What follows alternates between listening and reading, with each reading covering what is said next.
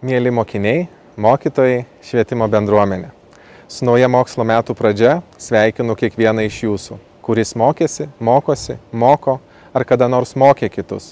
Sveikinu su tuo, kad visi per šiuos metus įgysime naujas žinias, patobulinsime ar net įgysime naujas kompetencijas.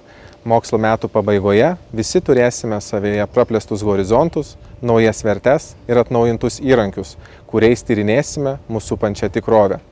Tyrinėkime nuosekliai, neskubėkime, užpildykime turimas spragas, siekime ne tik išmokti, bet iš esmės suprasti tai, ko mokomės. Nesusitaikykime su žinių ar laisvalaikio trūkumu, ugdykime laiko planavimo kompetenciją. Visa tai labai svarbu, siekiant mums tapti geriausiu savimi.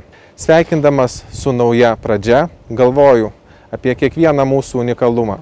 Žinodamas, kad visi turi skirtingų ugdymosi poreikių, linkiu kiekvienai ir kiekvienam pirmiausia vertinti savo unikalumą ir jį priimti, o taip pat atpažinti bei pripažinti ir kito skirtingumą. Visi esame unikalūs, turime skirtingus poreikius, o skirtingumas mus tik papildo. Todėl ieškokime jo sąmoningai.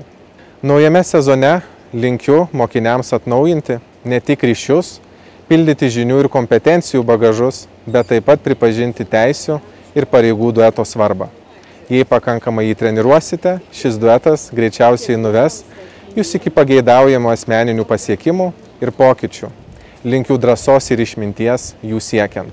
Sveikindamas mokytojus, galvoju apie itin dinamišką mokslo metų ritmą. Todėl linkiu sklandumo, priimant visokieriopą kaitą. Ji labai reikalinga. Neretai pokyčiai vyksta per lėtai ir per retai. Dėl to prarandame įgūdį prie jų adaptuotis. O adaptyvumas yra pati svarbiausia šiuolaikinio žmogaus savybė. Tegul jūsų metuose būna pakankamai erdvės pokyčiams.